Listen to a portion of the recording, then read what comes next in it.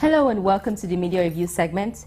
Today it's great to have with me here a media analyst and a political editor, Idowu Samuel, to review with me the reportage of a few issues that have come up during the course of the week. You're welcome, Idowu. Thank you. It's good to be here. It's good to have you once again. Thank you. Okay, let me bring your attention to a very interesting story as reported by Guardian Monday, June 16th. It says, Nigerian television becomes front for U.S. in terrorism fight. State Department ramps up efforts against Boko Haram. Now, I've read this story. It says a new television channel called Arewa 24 is going to be run by is going to be financed by the State Department of the United States of America. Now, I have read the story, and it seems to me like this is a futuristic proposition that has been reported as, already happening. What do you think about the story? Well, thank you. I read the story too, but after conclusion, I said to myself, this will never happen. It may not happen just because of the involvement of America. I don't understand why America will want to set up a news medium here to tell us what to do. It's impracticable. Even though they may have the right to some extent, but I see certain things that are not clear there, But I know that when that issues come, the Nigerian Broadcasting Corporation is equal to the task. You don't come in here and take our sovereignty. We don't have to underrate this kind of news story, because Americans have interest everywhere and they want to farm up their interest in Nigeria. This ploy could be one of such, and we have to be very careful. When America comes in here to set up a television in the North called Arewa to teach us on how to address the issue of Boko Haram, I'm having my suspicion. I'm trying to understand the rationale, because Boko Haram is fighting against Western education. Exactly. So how is it possible? That is why I said I don't see it happening. The whole concept of Boko Haram is anti-West. Say no to Western education. And then they don't want your television, they don't want your grammar, they don't want your whatever. Even though it's a jaundice concept. But I know at the nick of time, it would not just be possible. If it is a Nigerian that is setting in top, bringing in American expert, it's understandable. You don't come in here and then subvert our sovereignty because we are a superpower. So it's possible that this is just purely speculative. It's speculative. They just use it to fly a kite and see how Nigerians will react. That's the way I see it. Really. Okay, thank you very much. Let's move on to the next story as reported by Guardian on the same day, June 16th. Nigerian media chase politics in Boko Haram coverage. And this was reported or said by Martins Oloja. Yes, he's the tabloid editor of the Guardian newspaper. Yes. Do you think, what do you think? Do you agree with this? Do you think this is the situation? Well, the man who wrote the article is an editor. Okay. He feels it, he sees it every time. He treats it as an editor. And he's my friend, and I respect him. He's very deep. Before he writes something, he's very much convinced. But truly, the reportage of terrorism in Nigeria is sort of derailed. We have sort of derailed in the process. We don't address issues. We allow ourselves to be used, to peddle the sentiments of other people. And to me, that's not good. We have been highlighting this here on this forum. That if you are going to publish a story, verify the authenticity. The one that pained me most was the reportage of the kidnapping of about 20, they say 20 Fulani girls were kidnapped. And I waited for 3 days. I didn't see any reaction. I told myself on the day I read that story, it cannot be true. Otherwise, there would have been public outcry right from where that incident happened. It didn't happen. Then the group of Fulani people, the Fulani people, they had the group May Yakin or something, May Yakin Allah or something, I can't remember. They denied it. The military came around to deny it. The Borno State government came around to deny it. And these things were in all newspapers in Nigeria. It even went viral online. what was the source? How did you authenticate it? It turned out to be a horse. And that's not good for Nigerian journalism, especially at this point in time. Talking about not being good for Nigerian journalism. Yes. So the man knows what he's talking about. We pursue politics even in the reportage of terrorist act in Nigeria. Yes, he says it here that the Nigerian newspapers differ from almost exclusively human interest reporting of global counterparts in the length that they would go to make links between attacks in the remote northeast and national politics. Exactly. But talking about derailing journalism now, it was reported here, or said here by Professor Pate on Sunday Daily Trust, June 15th to be precise. Yes. He says, why journalism curriculum should be reviewed.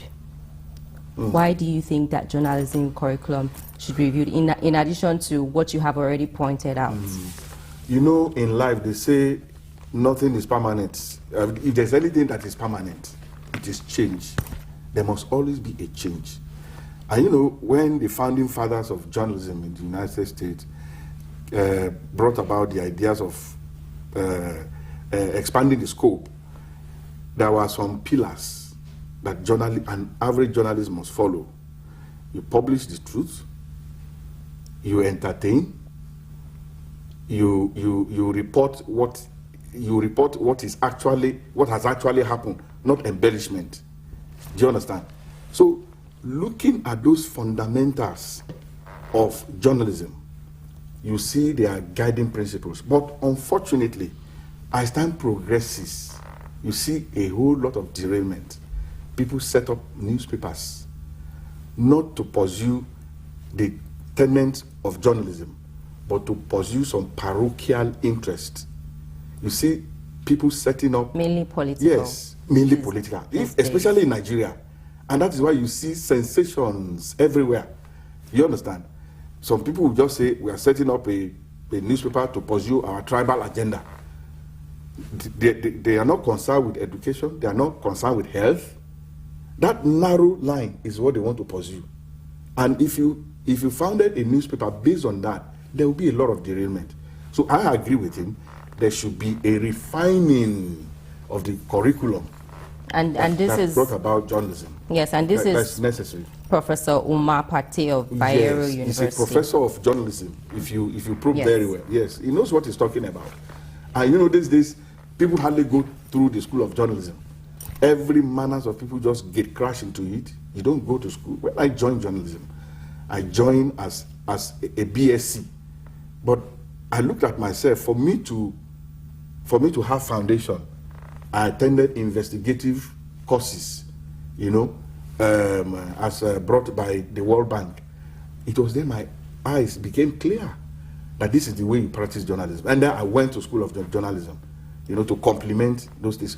This is what I expect every journalist to do. Okay, let's move on to the next story now. As reported by Daily Sun, Monday, June 16th. It says 2015, Kwankwaso set for APC presidential ticket.